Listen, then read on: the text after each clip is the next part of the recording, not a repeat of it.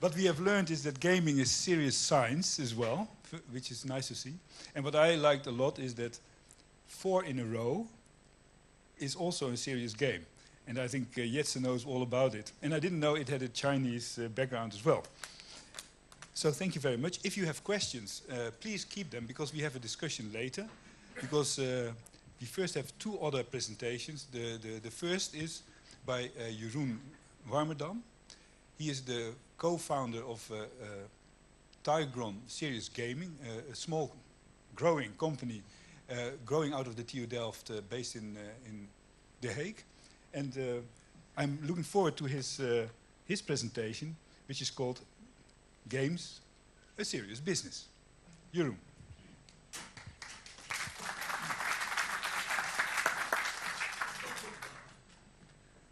Well, hello. I have to say, I tend to give a lot of presentations over the course of the years. And this is, I think, one of the more special ones. Let me begin by telling you all why. Usually I present to people I don't know. Sometimes I present to people I've known for 1 or 2 years. But looking back, it turns out, I think the first time I met Jetze, I was 7 years old. I don't know if he remembers, but I do. So that's a pretty big milestone for me. It's also a one-sided milestone. The second big moment was when we founded our company. We were still working out of the University of Delft, the same group that Qiqi comes from.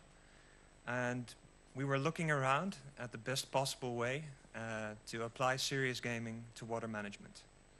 And we thought we had this raving new idea, but it turns out there was this one man on the other side of Delft who had already made multiple games on serious gaming. So we decided to drop by. Once again, I remember this milestone. Yes, Jetze, do you remember this milestone?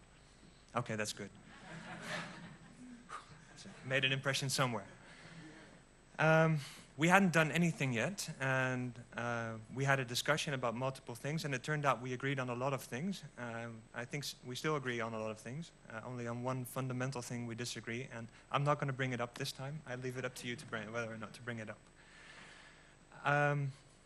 We're still a small business, that's true. But I would like to get into it. It's also interesting to get a presentation title handed to you and see if you can talk within that title. So the name of the company currently is Tygron. We've recently dropped Serious Gaming from the name because we've made an international step, and it turns out that serious gaming is something that's very, very effective in the Netherlands. And if you take it outside the Netherlands, people start thinking you're actually still playing games. So speaking about playing games, who here has ever played a game? Please raise your hand. Okay, so there's finally a crowd that tells the truth. Okay, has anybody ever played a computer game? Has anybody ever played SimCity? Okay, that's good. So it'll be an easy story the rest of the talk. And if any of you don't understand, just nudge the guy or girl next to you and they'll tell you what I'm talking about. Over the last few years, we've applied technology from the entertainment gaming industry, knowledge from the Delft University of Technology, to handle very complex issues. We've created games for multiple different municipalities, water boards in the Netherlands, for the United Nations on safety, and recently we've moved to the United States with our company. But it's all been on the basis of complex issues, because we recognize there's 3 different trends that have in spatial development. These trends are that everything is complex. It's becoming more and more complex. The data is becoming more and more complex, which means that even though this is probably a room filled with massively intelligent people, but still, I believe there's not a single person here who could, for every twist of the dial, can say what the whole complexity of consequences is. Which means that it's becoming increasingly more difficult to foresee the consequences of your actions while you're planning out a new development in any area. The second is, it's due to this complexity, due to this scale, there's always a multiplicity of different stakeholders involved. I saw that you're going to be including the human, that through serious gaming, you're including the human element into simulations. We found throughout the years, people have tried to simulate human behavior. So artificial intelligence has been being developed since, I think, the 1950s, and they've managed to do it 3 times by redefining the artificial intelligence, not by actually solving the issue. So I think this approach of using, adding human behavior to the simulation through serious gaming is the only way that you're going to test this multi-stakeholder challenge. And third, they're all long. These processes always take long, which means that every time you plan something, by the time you finish planning it, things have already changed. So we need a way to quickly be able to adapt to outside influences and make sure this whole complexity is understood and grasped again. So we've been making games for this, and we grew our company from 3 to 20 people in the last few years, but it turns out that there's more demand than we can answer. And we have a vision that serious gaming should be applied for every thought, every complex water management issue that you can think of. And that's why we've changed our name from Tygron to Tygron Serious Gaming to the next generation planner, because we are now giving our software out, our way of thinking out, so that all of you should be able to do it, because I don't want to do this anymore. You're probably a lot better at it than I am. Now, talking about games doesn't do it, doesn't illustrate what it is. So I'm going to show you 3 things we did that we did recently. I'm probably going to be finished within the 20 minutes, I hope. The first one is a game that we made for Rotterdam, based on the multi-layer safety approach. How does this influence stakeholders within an area when you adapt, when you take different choices within an area? As I said, talking about it doesn't do it justice, so I want to show you a small video we did.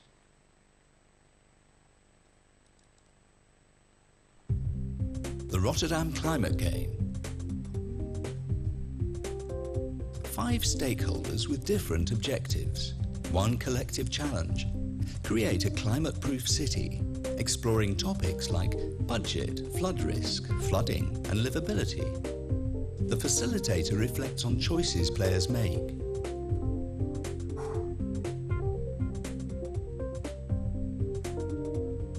The Rotterdam Climate Game features a virtual, realistic 3D environment, makes players aware of the dilemmas involved in climate-proof construction and restructuring, and uses scientifically recognized calculation models. All stakeholders influence the virtual world in their own way, enabling players to experiment with a realistic representation of the Rotterdam Feyenoord district, and allows players to test possible scenarios for feasibility. While playing the game, they'll also start to become aware of the multi-layer safety approach. In addition, measures can be weighed against one another. The game enables solving complex spatial problems using the most important parameters and creates insight into possible conflicts of interest between stakeholders.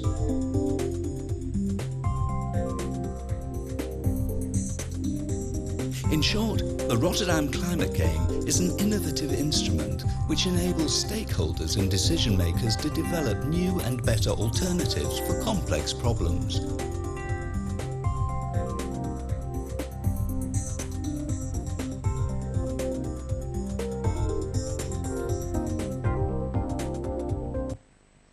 So this is one example. This is a multiplayer setup game. So there's different people, everyone with their own computer, but with a different perspective, different abilities that, which they can apply within the same problem environment. So can you imagine when a policymaker, as Qiqi talked about, together with this scientific approach, they've come up with this great new solution, and they apply it without taking small business owners into account, without taking local residents into account. You can think for them, but I think the best thing is always to pull them in and have them open up a dialogue, allow them to participate in the same planning process. What this environment allows you to do, or allowed them to do in Rotterdam, is take different choices, see what the different insights were from the other stakeholders, but also calculate them rapidly. Because everybody knows the classic role-playing games. You pull everyone together, you start sketching out on a piece of paper. Very valid, but there's nothing testing whether this sketch actually works. On the other hand, you add the simulation models, which cannot actively include the human element. So this platform combines the two. The second thing I'd like to show you is something that we launched yesterday at the Delta Congress. It's called the Delta Viewer. It's the second iteration of this product. The 2012 version won a prize for being the most innovative game within the Dutch government. So if you choose your niche small enough, you'll always be able to win a prize. And we launched this yesterday as a way to allow people to understand the complexity involved with the Dutch water management strategy. Because this is a 100-year project, the Delta program. How on earth do you make people understand what the consequences of that are? And we feel like we found a way. I'm going to plug something. You can all go to deltaviewer.nl if you want to see it. It's free. And this is what it looks like.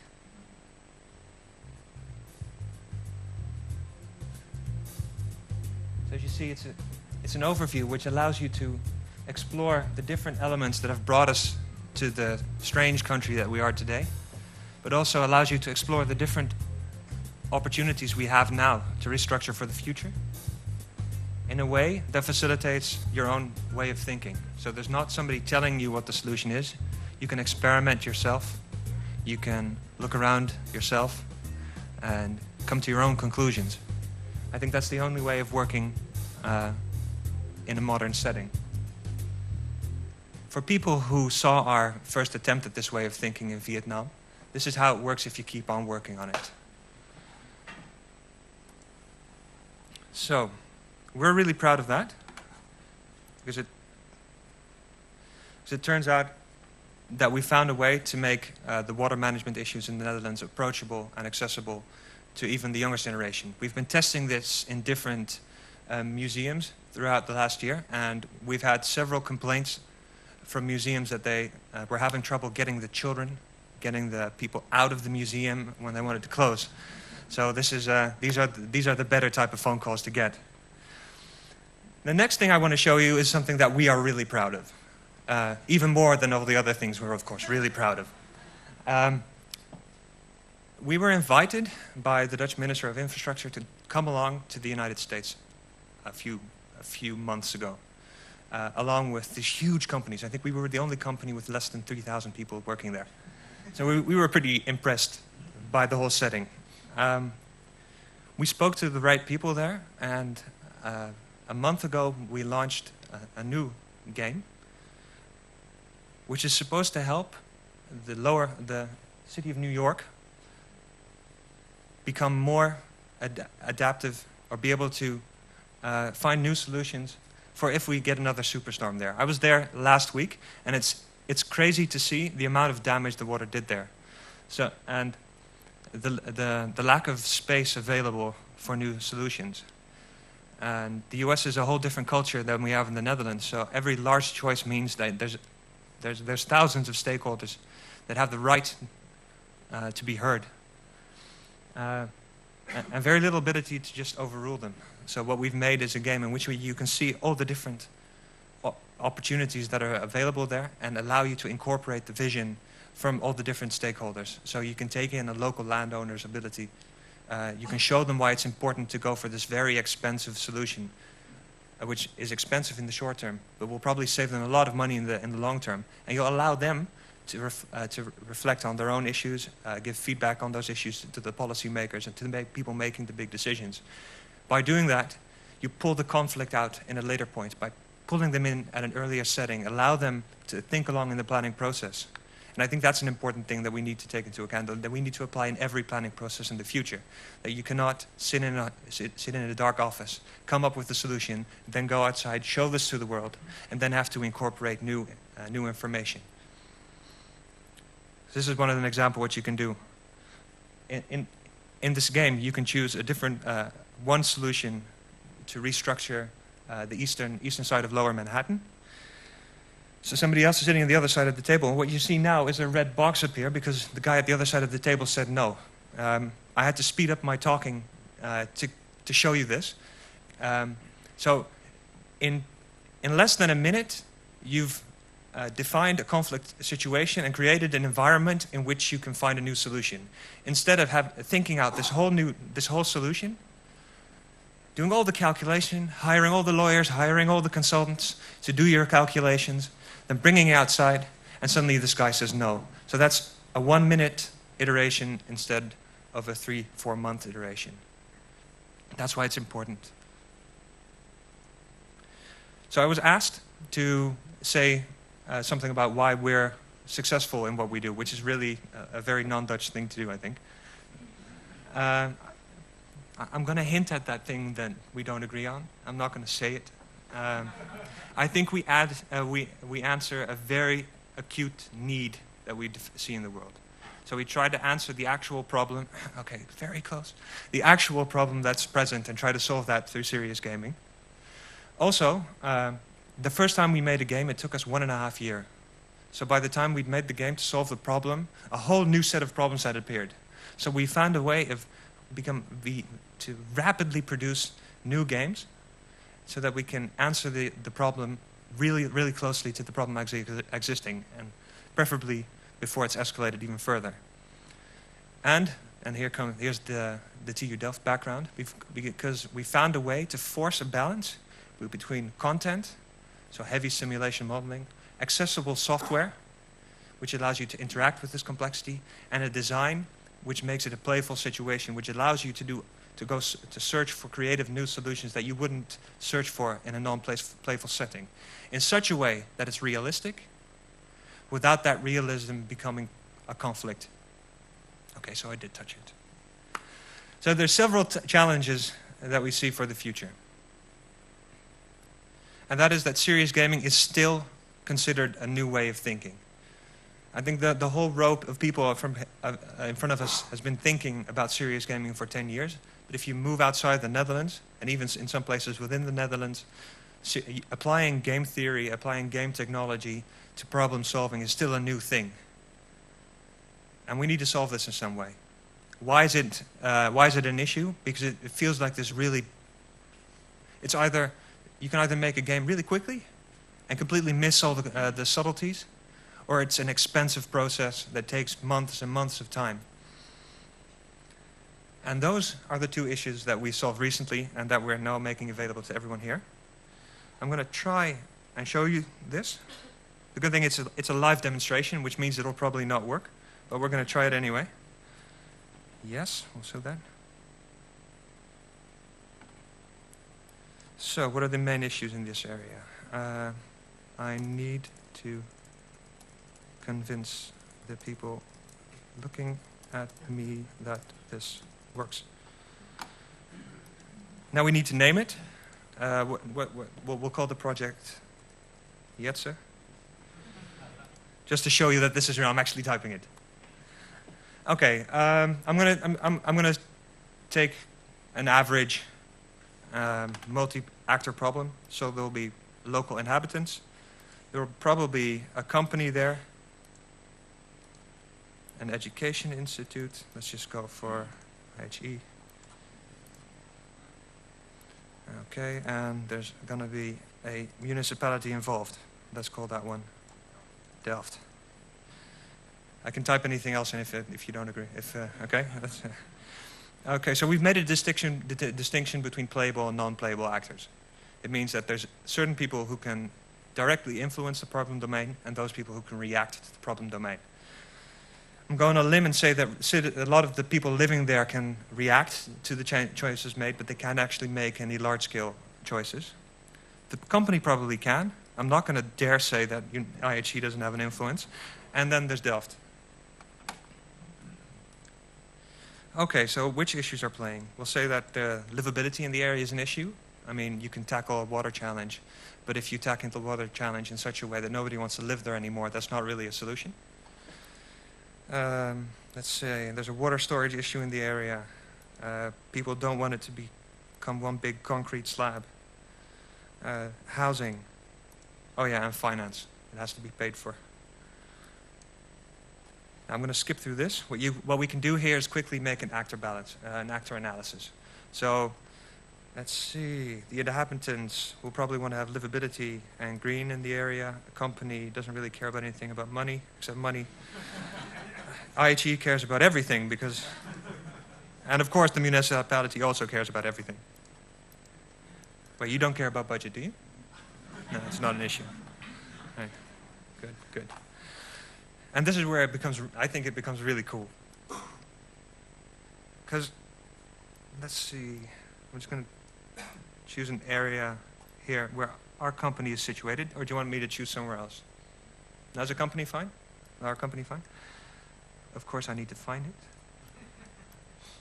It should be great. You'd leave for 1 week. There. So I'm going to choose this area.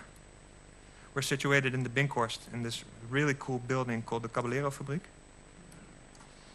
And this process that I'm going to have to fill up the time for used to take us 6-7 months. What it's doing now, it's pulling in data from all different sources, tweaking the simulation models, making sure that all the really tedious, repetitive stuff is done for you, so that if I try to finish this very long sentence with commas, with point and everything, there, then it'll be done. Now we would need to see what that looks like. And this is where we load in the whole editor environment and see how it works. This is the most difficult part, to see if this works. So, how have you been? There it's going? Okay, good. Now I need to load it in. So, and all the games I showed you before were all based on this same platform. And if we would have been timing this, it probably took us 3-4 minutes to walk through the whole game creation process. Now I realize that every step we took along the way in itself is probably a month-long discussion, which stakeholders are relevant, which are all relevant, but which can directly influence it. But still, what I want to show you is that you can do it quickly, and you can always, if new insights come later, that there's a different actor that's important, you can always add them later and then play the whole game again. So here, these are the 3 companies I said. We'll start with IHE.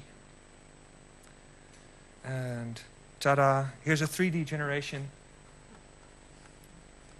of the Binkhorst. Looks like a lot of concrete. It is, so that's true. And what I already calculated is the livability in the area. Red means bad. Green means good. Which means it's really cool to live here. Does anybody know the area? Yeah, does anybody disagree with this analysis? You disagree. You like concrete. Oh, you don't like the road. No, I agree, the road is terrible. You don't want to live alone. Oh, so you do agree. Oh, you think this is bad as well? Okay. I'll tell the guy at the office. Yeah. So now in 3-4 minutes time, we've made the contours of a new game. You can ask people who live in the area to give you insight, to add new information to this. So I think in another 5 minutes, we could give people the ability to buy houses, to sell houses, to build different types of building, to add new water. And suddenly you've got a dialogue going, where in the past there was a confrontation, a radio shouting at the room that this is the solution. Now you've got a dialogue going. And then afterwards, you can start a negotiation phase while playing a game. And telling somebody to shut up in a game is a lot more accepted than telling somebody to shut up at the negotiation table. We've seen this happen. So, that's what we do. How are we in time? Time-wise? Okay. Good. We'll wind up to the future. So what we need to work on is to make serious gaming a standard way of thinking. And that's one of the main reasons why we decided no longer to make games, but to give people access to this software. We hope to be hearing about winning a project together with UNESCO-IHE on applying this way of thinking outside the Netherlands. I'm not sure we can go into more detail without him hitting me. But I think that there's more to that. Now we're just one company pushing this way out, but I think there should be more people. So we've been working together with a lot of different people. UNESCO-IHE was one of the parties that helped us in one of our first projects here in Delft as a basis of one of the simulation models. We've been working with the Delft University of Technology to validate this, but also to push it forward. But that's not it. That's not the only thing we need to do. We've got the people sitting here are an ideal combination to push this new way of thinking forward. But I think to be able to continue doing this, we shouldn't only build bridges to one another, we should start building bridges to the outside world as well. So how many people think, no, I'm not going to do that, I'm not going to set myself up for failure. I believe that we should start working with other companies and other organizations, okay? And I know you agree with that as well, so that's at least 2 people in the room. Also, to do that, I think it's very important to realize that people like Jetze have played a very important role in realizing this new way of thinking. And even though he's not tired, I think the fact that he's retiring is a pretty big loss for everybody pushing towards this new way of thinking. So I hope you've already found the right people around you that can fill your spot, because otherwise it'll be a great loss, and I'm not pointing to anybody in particular. So that's our vision of the future. I hope you'll all help us in sharing in this vision of the future. Please go to the Delta Viewer website to look at that, and if there's any questions, please ask for me later. Thank you.